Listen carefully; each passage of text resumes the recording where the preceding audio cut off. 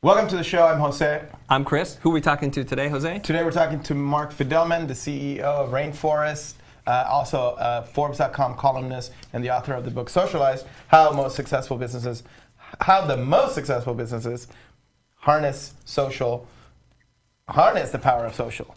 Are you okay? I'm a little bit under the weather, and Mark is too, I think. So I'm the only one who's healthy. You're the only one who's healthy. I imagine after the show I would not be healthy. Today's the Chris Do Show. I think I might be able to get 2 words in today.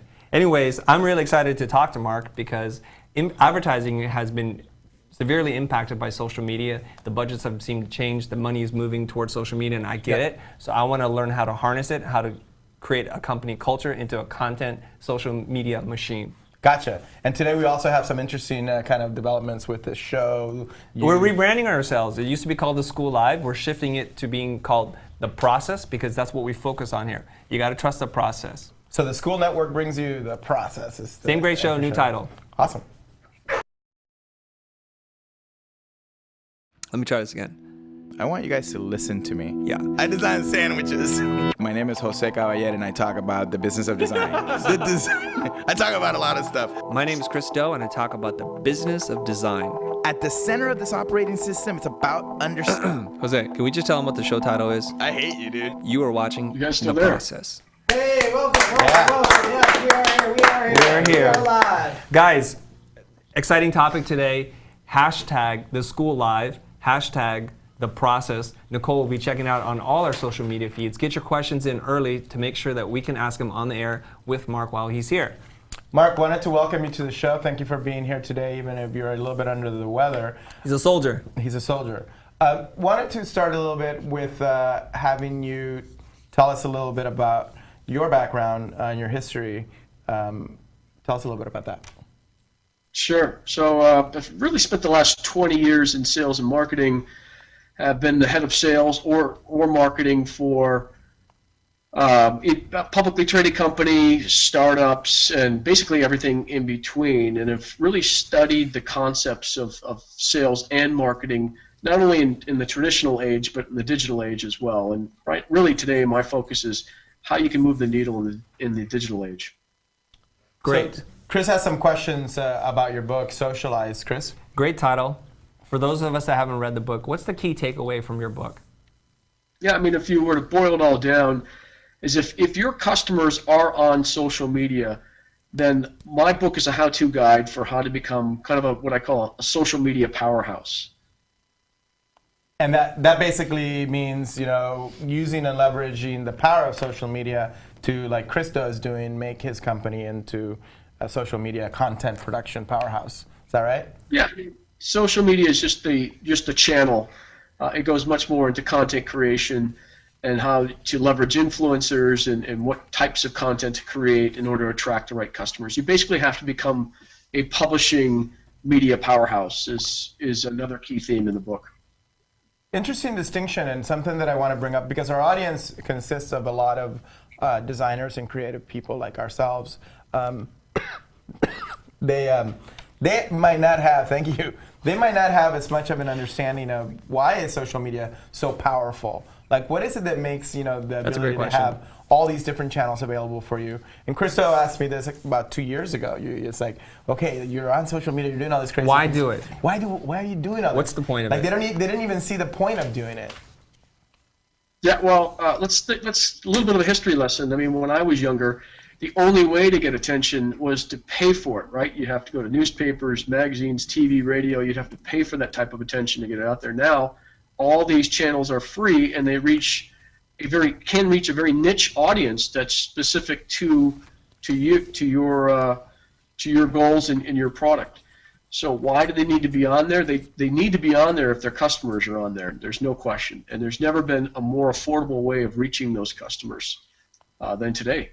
So you're saying the platforms are free, they're highly targeted to your niche, and you're able to reach them without, it's free, without paying for them. Chris, has it been effective for you, like what you've been doing with social media? How have you seen it affect your business? I don't know. I don't know yet. And I've been participating in it and not fully understanding.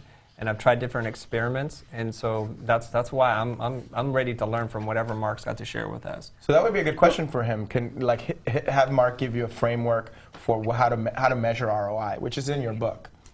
Yeah, can we do that? Yeah. Can you talk about that, Mark? It's a great chapter. It's funny what you call it, but do you want to tell Chris how should he measure the impact of his shenanigans on social media? Yeah, well, let's remember, because it's free now, you're competing with millions of other people. So that's also the challenge, is how do you rise above the noise? Right. So as a designer, what I like to do is just create great design. I like to design things that are much better than anyone else, and to create content that people really want. And how do I learn about what content they really want? I usually survey them. So you've got to be, if you think of it as either a television program or a movie, you've got to be designing stories or telling stories that are much better than your competitors. So that's where most people fall down. They get on Twitter, they get on Facebook, LinkedIn, Pinterest, and they don't understand that it is about telling a story and providing compelling content. So yes, it's free, it's easier, you could get lost in the noise, but become the best storyteller and best designer, and you'll rise above the noise, and your customers will come flocking to you. It's not as simple as that, but that is what happens in social media. That's where the best are making the most money. Your book covers this. It goes into the idea that in order to create great content, and in order to really leverage the channel successfully, you first have to define who you are strategically. You have to define the attributes that define you, what's the narrative, the value proposition to your customers, so that it basically frees you up to create content that's attached to that. Can you tell us a little bit about that? What do companies need to do in order to have a core framework in order to create great content and use social media? Yeah, well, I can tell you what I do is we do what's called a voice of the customer, and it's about 20 questions, and we go and discover what's foremost on our customers' minds, right? If I'm selling something related to photography, for example, well, we know, because we've done the research, that most people that buy photography products, even if they're pros, want to be educated on how to become a better photographer. So if I'm in the photography business and I want to sell more product, I'm going to put out content, whether that's a webinar or whether that's a how-to guide or ebook related to becoming a better photographer. That's just one example. But you have to learn what your customers want and provide them that content and make sure that content relates to your product somehow. It doesn't have to be direct. So when you give your customers what they want, what does that do for you as a company? Well, I mean, it gives me all sorts of exposure, and I build into every one of my campaigns a way of capturing email addresses. So when I have your opt-in email address, then there's certain drip marketing campaigns that I can send out that slowly convinces people to buy my product. That's an interesting concept, and before I hand it off to Chris to get really tactical in the second segment, which is called Christo Running Guns, the questions. Is that how we do it? Running guns. Okay. Really tactical. Well, now I lost my thread because of the joke, but there's this idea of creating a lot of content and distributing across a lot of channels, which can be a little bit overwhelming. But what I've found is that the people who do it really well are able to keep a very consistent narrative of who they are across all these different stories. Hands down, the best people who do it know themselves really well. I would love to, at some point in the conversation today, find out more about what are the obstacles that some companies you've seen face in actually being able to do this, to set consistent narratives. Yeah, so is that the question? Yes. Yeah. Well, I mean, let's think about if you're a really boring company or you have a product that's a commodity, right? That could be a challenge. If I'm selling wheat grain, for example, that might be a very challenging thing to do. But again, I go back to, of the people that are purchasing wheat, what is interesting to them? And I look at some of the content that might compel them to want to buy my product. Maybe it's recipes. Maybe it's something that's around wheat itself that's interesting. But the whole point is give people what they're looking for in terms of educational content or in terms of entertainment types of content, and you'll see them tune into you. And the more attention that they have about you, the more likely it is that they'll buy your product. Great, Jose, is that? This is the cue for the Is that for my turn? Yeah. Well, Mark, we have about 2,000 subscribers on YouTube, and we really want to grow that by 10x in the next year. Is there anything that you can provide to us in kind of actionable steps, some top level stuff that we can do to grow our audience? Yeah, I mean, first and foremost, you've got to have a good product, no matter what, no matter who you are, right? Oh, we're You've got to have a good. Yeah. But secondly, the best thing that you could do is you reach out to other influential YouTube channels in the space, and you do some cross-promotional activities. So there are plenty of YouTube channels with millions of subscribers, right? Right. If you were to reach out to them and talk about cross-promoting, that is probably the fastest way to grow your YouTube channel. I would do that right now if I were you. And then secondly, I would be finding out who my subscribers are, and I'd be asking them what types of content that they'd like to see more of. That would be kind of number two. Great. I'm making some notes here. I got notes. You good? Okay. That's a really good insight, and we're beginning to invite guests on now. That's one of the reasons why we've been doing it. But Chris, for your company, for your business, that's why you're here. Boise's pointing at that. Chris, and the culture around our industry and our business, culture is a little bit 20th century in that there is some obstacles in having people really share themselves authentically and transparently. Can you talk a little bit about some of the obstacles that you see for companies to really make this transition? Into kind of a social media powerhouse? Yes. Well, I mean, most of it is, these executives grew up in a different world. When they got to where they were at, they were typically stabbing someone in the back, right? I mean, that was kind of the culture of yesterday. And they were rewarded for hoarding information, not for giving it out. Now everything's flipped, at least in our world. But there's still a lot of companies and corporations out there where hoarding information is power. And not giving it away like you are on social media. So to change that culture is very difficult when the person in charge grew up in a different type of corporate environment where they were successful, because they're thinking to themselves, well, I was successful doing it this way, why would I all of a sudden change? And so if the leaders aren't changing the corporate culture, it's very difficult for people on the front lines to do so. Mark, I got a question for you. If you're looking at the CEO of a company who's reluctant to change, to adopt social media practices, what would you say to them to convince them?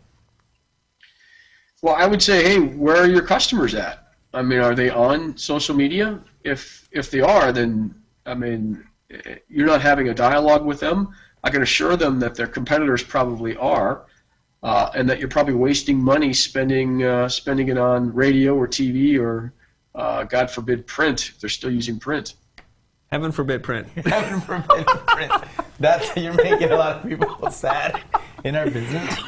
We have a lot of print designer friends, so you guys take heed of what Mark is saying. It's true. I mean, I remember my graduation speech at Art Center was about print versus digital in 1996, and my argument was that digital would win. So it was. I think we're now a little bit past that. Chris, all right. What other questions do we have from Mark? Hold on. Mark was going to say something. Mark. Yeah.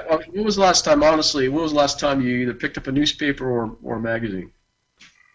Good question. That's a great question. It's a great question. I'm the wrong guy to ask it to because I hoard magazines and books. There's something ephemeral about touching something. I like reading things like that. For some reason, I retain the information better that way. I don't buy. There's only one time that I buy a magazine, and it's in the airport, because before you couldn't actually read when the plane was taking off on your digital device, but now you can. Yeah. So now I'm like, I'm not sure I want to buy that. It's just a cost issue. Do I want to pay $5 when I have all that content from Fast Company on the web? That's right. or there's a Fast Company app, I think, right? Where you Yeah, get the there's a content Fast in. Company app. So this brings up a lot of interesting issues. We're creating content on a monthly, twice a month, and writing on LinkedIn and doing all these different things. I have a summary here of 8 things that you can do as a company from one of the chapters in your book. I just wanted to give people a taste of what you're talking about. Also, because people like Chris Doe are very be careful. tactical. Be careful. Tactical. You don't want to go there again. They want to know. Give me a list. Like, what are the things? So yeah, give us if a you list. can bring up my screen, this is one of the chapters, and here are activities you can do. Hold online contests, create guides that help others, create questions and answers sections of for your site, create simple yet effective videos to explain your product, create a useful blog on how to use your product, create infographics that are easily shareable. Those are really great. Simplify complex products, and then also curate the best content from around the web. Those are good tips. Those are good tips. Who wrote those tips?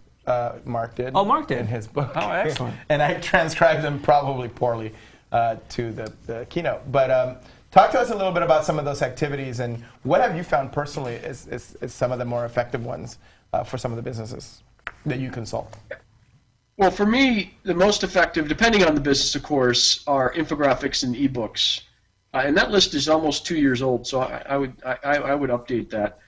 But ebooks, because I think I can get email addresses from people, and if you got a really nice ebook and it's 15, 20 pages and it's very educational, people love them. Infographics, because they're a heuristic to maybe an article, I'd rather read or study an infographic than read an article most times. And infographics allow you to incorporate design, and if you've got beautiful design, people are attracted to that. That sounds like an opportunity for me, since we just killed the print designer and stabbed him in his heart, saying print is dead. It's not dead. Wait, hold on. Go ahead. But what you're saying is you can take complex pieces of information, translate them into something very visual, something that's easy to digest, and guess what? Graphic designers are needed for that. To do that. To do that. You still got to make it look good, you have to organize it, and you have to give it structure, right? Yeah. So there's still some opportunities here if you kind of move where the world is moving. Oh, we had a question? It's from me. That's fine. You're a person with a question. It is a question. It is a question. It's a question. It's me. I'm a person. I'm a person. She's real. You're real? I'm tweeting. Picture, a real make sure girl. she's real. I'm tweeting. No, my question is about freelancers. A lot of the conversation has been surrounded about larger businesses and transitioning into social, but you've got a lot of freelancers who they just don't know where to start. They end up doing Facebook, they open up a Twitter, they do an Instagram, and I'm aware that it's relative to their niche, but where would a freelance graphic designer, freelance web designer, what's the first couple of things, like just 2 bullets, 3 bullets of what they should start off with? What's the most ideal thing for them? Good question. Yeah, that's directed towards me. Yes. Yeah. So, Smartest if guy in I'm the a freelancer, there's actually a lot of sites. I don't know if you've heard of Odesk or Elance or freelancer.com, but there's a lot of sites that you could sign up for that will provide you a lot of potential leads if that's what you're looking for. If you're looking to build a brand, then I'd have a website that shows off all the different things that I've been able to create, and I'd certainly highlight the ones that were famous in nature, or at least were part of a campaign that a big company or even a smaller company did. And then I would find the channels that marketers are on. They're definitely on Twitter. They're also probably on Pinterest. So I would build a reputation and a brand on those social channels. So Nicole, did that answer your question? It did. Is it directed towards the freelancer trying to get work or freelancers trying to get clients? It would be the freelancer, that's both, right? I mean, it's the way to, the best way to project themselves. Most designers, like we've talked about on a lot of the other episodes, are on the introverted side, and they don't want to self-promote. So what ways for them to be able to do that in, kind of an authentic way, but that is the most bang for their buck. Well, go ahead. No, we're so courteous today, Jose. Yeah, we're very nice and courteous. I'm not used to I should get sick more often. Yeah, you should. I'm going to poison your water next time. Oh, no. Okay. I die. Now that's you got like 15 witnesses. Nobody can take me seriously. I've watched courtroom dramas about this because they said it. Yeah, exactly. Happy Valentine's Okay, Day. so here's the thing. If I can address Nicole's point, because I look at creative types all the time, and there's a couple of things. There's a creative culture thing, which is one, not to share work in progress, because we're always looking for something that's perfect. And sometimes clients don't want you to do that. Well, let's just say you're designing your own work, though. I mean, even student portfolios, they don't put it out there because they don't want to be judged. And there's a lot of people who talk about this, and that your idea of what you can do is always greater than what you're capable of doing physically, right? And so, first of all, we have to let go of that. And I want to share a story about people who do that and are able to reap the rewards. There are letterform designers now, like Seb Lester, who do amazing calligraphic letterforms. And what he does is he just films himself drawing it. And he has a huge following because of that. And I got to imagine his inbox is full of requests for new work. And that's a great way to do it. I recently worked with a freelancer from the UK. He designed a logo for me, and I'd asked him to take pictures of his work in progress, which I hadn't seen him do before. And so I think he took some decent but sometimes blurry snapshots. I noticed that now he's sharing that on Behance, and the number of views is like 4x of anything else that he's got. Right. So sharing your process, enrolling your audience, your fan base, and potentially your customer or employer is a great return on investment. And all you're doing is bringing them into the way you do things. And I think that comes from this idea that if you share your process, when people go to hire you, they kind of know what they're getting. When you look at the finished product, you have no idea how they got there, and so that kind of scares people. That's my take. No, that's a really great take, and I'm going to ask Mark an interesting question, because we have two audiences. Yeah, I'll be the judge of that. Okay. We have two audiences. We have the CEO or the executive at a company who's trying to transform their company, who we talk to all the time as our potential clients from an agency standpoint. And then we have the practitioner, the designer, the freelancer, like Nicole was saying, and how they could actually... So the goal is to really kind of get those introduced to each other. Because the traditional hiring process has been that a freelancer or a designer gets hired by an agency to service the client. What's happening now is that companies that are savvy and CEOs that are really design savvy are hiring internally or are bringing in people. And there's some CEOs, especially startups, that are very keen to great design. So if you ask like who your audience should be, my opinion is you should go for the highest possible influencer in your client base. If you're a designer who has been kind of shy and trying to get freelance work, circumvent and go all the way up into the ranks of creative directors and CEOs. That's your audience, and that's who you should be talking to. Here's my process. Question from Boise. Yeah, Mark, thanks for coming on the show. My question for you, Mark, is what's your take on video becoming the new blog, the new website? I know infographics are really big. You mentioned that. What's your take on video and how to use that inside of the many different ways to share your business, your message, and your brand? Good question. Yeah, I really like video. I find, though, that it's very tough to produce quality video. Now, a lot of times you don't need a quality video to get your message across. There's kind of something that's less polished is okay, but if you've got to have a good setup, kind of like the studio that you guys have, in order to produce it over time. And a lot of companies just aren't prepared for that. But in my book, I do talk about that. That is what the future is. Every company will have their own studio. They'll be producing their own content. They'll become their own media publisher. So it's definitely the future. It's just too hard for most people to do right now. So you're saying that the big obstacle in terms of video is just really a lot of the technical things. Quality. Quality. It requires some direction. We have a question here that just came through on through the Twitter feed from Sean Phillips here in Playa del Rey, California. And Sean wants to know about people, Mark, becoming their own brand. So the personality of an individual, a service, a product, something they offer, and how they're referring to themselves as their own brand, and what you might have to say about promoting yourself as your brand. Well, I mean, I always look at Gary Vaynerchuk as the ideal.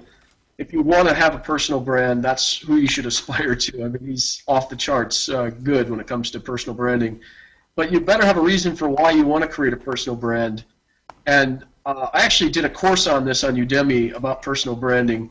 there are 4 types of personal brands, and so you need to figure out which type you want to be, and then I kind of outline how you become each one.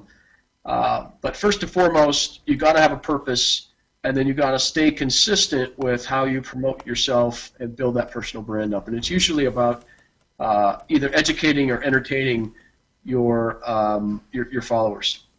Right, and that echoes something that I read about from, I think it was Google Creative Labs or Google Labs, talking about advertising is dead. All future marketing materials either do one of 2 things: educate and entertain. And that's the trend that we're seeing. If you want to sell more product, teach people how to use it. You can't sell them. You can't make overarching promises that can't be validated. The internet's great for vetting that stuff out, and so that definitely strikes a chord with me. You said that you did a Udemy course, and there are 4 types of personal brands. Can you roll those off, or are you too sick to be able to roll that off right now? I really can't roll them off. But okay, that's fine. I didn't put you on the spot. No problem. But it is the most popular course, or popular personal branding course on Udemy, so it should be pretty easy to find. Great. So for those of you guys looking up, we'll provide a link later after the show. So I have a question here. You talked about transforming culture. Where does one begin? Is it top down? Is it an internal group that needs to be done bottom up? How do you enroll the entire company into this? Because we are dealing with this right now. I would say more than half the company is enrolled into this idea, at least just because I've asked them to be more active in the social media space. But then there are others who feel like I have nothing to contribute. How do you focus and direct those energies towards achieving a common goal? Yeah, I mean, if you're talking about culture change, typically it's got to be top down, but there's plenty of examples of groups of employees that get together and they form their own kind of power group that basically proves that social media can move the needle, and they go and present those results to top management, and sometimes top management will say, okay, we'll get more involved in social media because you're showing that it does work. So there's no one correct strategy. The ones that I have seen work have been top down. I haven't seen a lot of bottom up work without at least one executive sponsor. I'd say top down is probably the best way to do it. So the CEO really has to know. So the CEO has to really drive it, or an executive really high up. So now we're in the segment of the show where we're going to talk about our final thoughts, and we'll go around and have each of us, including you, Mark, kind of some final thoughts on the topic. And since I'm the sickest probably, all right, I'll start. Start, dude. We can't stop you anyways. You're not going to be able to stop me anyway. So in your deathbed, I'll here's wheel what I you heard. here and you'll do the final thoughts. You all right? Yeah, that was funny. Learn what they want, learn what your audience wants, which is very important to figure out. Create content that gives them value. You're either teaching them something or entertaining. Really start distributing. If you're a designer, or even if you're a CEO, just sign up for all of the different social media channels that are the key ones and start experimenting. A lot of people hesitate to begin. Just get started, damn it. And then learn from all those experiences and experiments like Mr. Chris Do here has done, and then repeat it with your lessons and adapt them to what you've been learning. You have to start in order to learn. So ultimately, waiting till you know what to do is a really bad strategy. So when it comes to social media, whether you're the CEO of a medium or large business, or you're a designer in an agency, you really need to get your shit together. Wow. Should we have the next sick guy sum it up, and then I'll do the final thoughts? Yeah. All right. Sick man number 2, please. So here's what it all boils down to. If you're a designer, you're already way ahead of everybody else.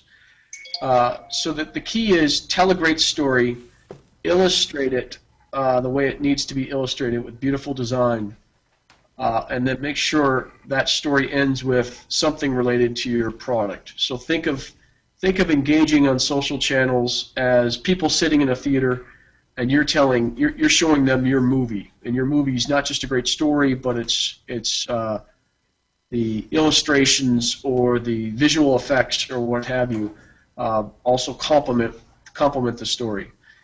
So that is how I view leveraging social media and engaging with my audience. Beautiful. Thank you, Mark. All right. Here's what I learned from our call today.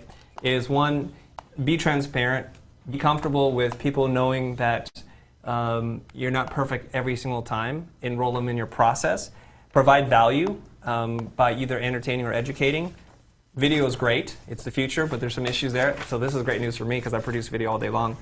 Do infographics, not print design. And lastly, when you do this and you've provided value, ask for an email. Yeah. Do a value exchange because then you can have a real conversation with the people who are really genuinely connected to you. And if they're not, then they're not going to give you their email address anyways. So that gets into a great way. And that's how I see using social media to grow your business. And that's a great summary. Thank you, Mark, and thank you, everybody, for a great show. Thanks, guys. Do you want to talk a little bit about Portland? Yeah, I think we're going to be in Portland at World IA Day in February. That's coming up in It's coming up in 2 weeks, so we better get that thing together. Yeah. And we're going to be speaking about facilitation. Really excited about that. Jose and I are going to try some new materials. Hashtag WIAD 1515 PDX. And if you're in Portland, I have 2 VIP tickets still that I need to fill. So email me or It's a sold-out event. It's a sold-out event, but I need to have 2 guests. I don't have any yet. The people that I was going to invite already had their own tickets. So if you want to come with me to this event, tweet me if you're in Portland. Come back to Mark one more time. Thank you again. Mark, thank you again. Where can people find you on the social medias? Well, usually on Twitter, @Mark Fidelman is probably the most popular place to engage with me. And maybe Facebook, and that's facebook.com/Fidelman. Awesome. Great. We'll include those links for the people that are tuning in. Thanks, guys. Thank you, everybody. We'll see you guys next week. Good job. Good job. Thank you. Good job.